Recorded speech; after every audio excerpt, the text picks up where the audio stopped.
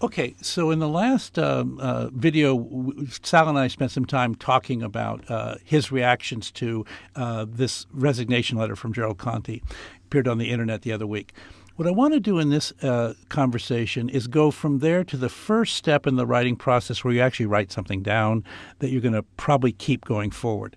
And that is something that writing teachers call the thesis sentence. And it's really just the main point. If you were to write an essay about this resignation letter, if Sal were to write an essay about it, what at the end of the day would be the one sentence that would capture his main point? What we're going to do just in the next few minutes is talk about how you would go after that.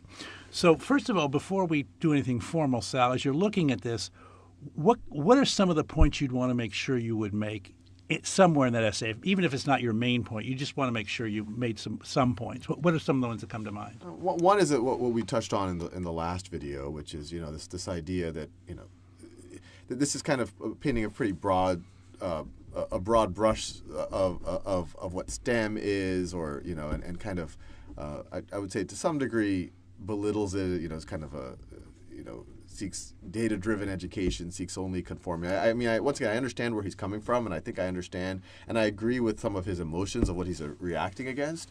But I think this was maybe a little bit unfairly kind of picking on STEM as maybe the reason for a lot of his Got it. angst. Okay, so that's going to probably lead to a thesis sentence that's going to have two parts. One is going to have a word like although beginning, which is going to acknowledge that Gerald has a point. So although blah or something on the one hand or blah, blah, blah. But then you're going to introduce your point somewhere along the line which says but or whatever. So we'll keep that in mind. And I'll throw out another one. I mean, Yeah. we didn't get to it in the last video, but I doubly underlined this, particularly not at our school. And I think this is, something that you see a lot of. I mean, my sense is that he probably was a very good teacher at a very good school, where when you do try to overlay more rigidity on that, you are hampering his ability to be a great teacher and being that. But it's not, and I'm not, I'm not an expert here, but it's speaking to only one type of circumstance. I mean, there might be environments where a lot of the motivations for the micromanaging or the conformity or the standardization is actually coming from to kind of de-risk environments that are not as good as the environment that Gerald Conte is working at. So it's kind of this, there isn't one classroom environment, there isn't one class of teachers. And I mean, one of my big beliefs is that there's not like a solution that can be applied wholesale to all classrooms or all contexts. Well, the irony is he actually was pushing back against a one-size-fits-all mentality, but you could argue from at least one perspective that he's actually imposing a one-size-fits-all from an elite education point of view, generalizing out. Again, I went to very elite educational schools. I totally empathize with what he's doing, but I don't think it generalizes, and I think the real struggles and the reason we have all these challenges in society is because it doesn't generalize. And then, so what might? And by the way, I think the Khan Academy may be part of something that might. So I think it's pretty exciting. Well, let's say. So I heard two ideas. I heard something about the idea that you're casting STEM in the wrong light. And then I heard. I just get always defensive on that. Good. But, STEM isn't just about. Yeah. Well, and robotics. by the way, as a humanities guy, we tend to get defensive the other way, which is it's STEM, and it's like, God damn, there's something besides STEM, and you acknowledge that a lot. So, but I think that's great, which is getting a perspective on STEM. Do you think your main point in this essay would be that, or do you think you'd step back and try to also include this idea about the more I'll say elite education I don't want to in any way imply that that's a negative. I actually think elite education is a good thing, but that notion that it's more of a restricted environment. Yeah, I mean, I think I wouldn't talk so much about the STEM. I mean, I definitely reacted to it a little bit, but I don't think that's even the main point of his letter here. Yep. I mean, the main point of his letter is kind of what the micromanaging and the governance and strangling his creativity or the creativity of a great teacher.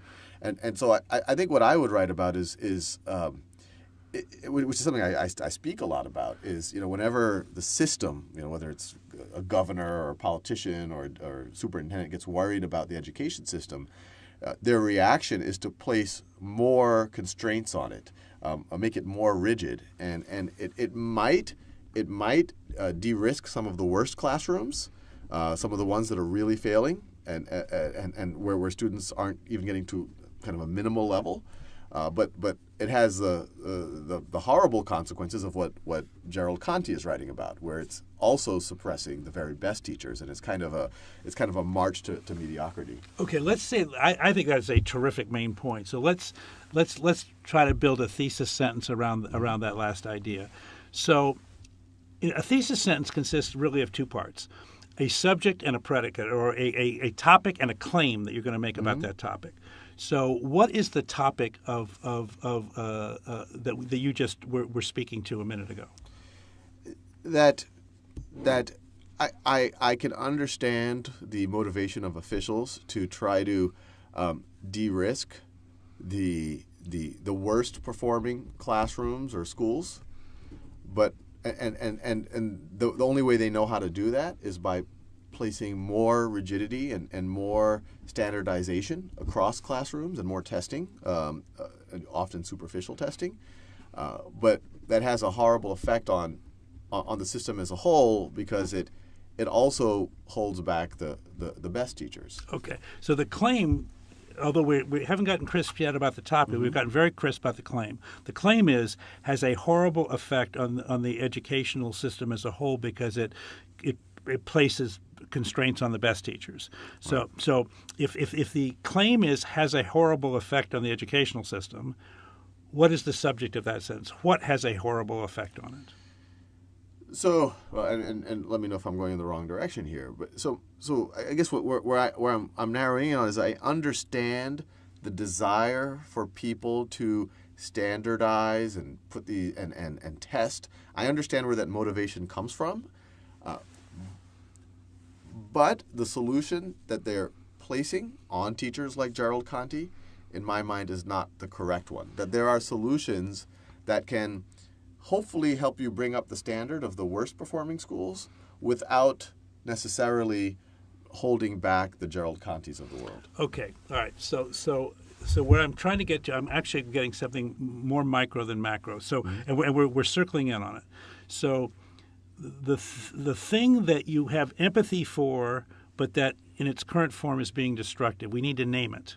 Yeah. So, and we need to give it like a noun phrase. So is it standardized testing? Is it governmental regulation? What is it that what's the main that I have empathy for? Well, that's having a horrible effect on education. You're having empathy for why people are doing it. But at the end of the day, I think the thing that's having the bad effect is the rigidity and micromanaging, or the standardization. Let's call it micromanaging and rigidity. Okay, micromanaging and rigidity. But it's got to be some form of governance, right? I mean, in other words, because I guess you could say micromanaging and rigidity are having a horrible effect on. Well, it's this kind of notion of a top-down, state-mandated I think curriculum so that has to be followed. I think to the T. Okay, I think that's top-down, state-mandated curricula that need to be followed to the T is the topic. Now, it's actually it turns out that what we're really saying is state-mandated curricula, and then we've added top-down, and we've added that need to be followed to the T. Those are modifiers, but basically what we're talking about is state-mandated curricula, and we're saying we have a side idea, which is, while it could help de-risk certain classrooms in certain situations, so you it's not a completely one-sided argument. Our main claim is, what is our main claim about these curricula? What's the most important thing to know about them? That they are holding back. They are suppressing the Gerald Contis of the world. Okay. They do hold education back by suppressing the Gerald Contis of the world. So we might have a thesis sentence which says, top-down state-mandated curriculum, that need to be followed to the T. We might put in a comma for a sort of a qualifying clause, while helping whatever your point was. While motivated to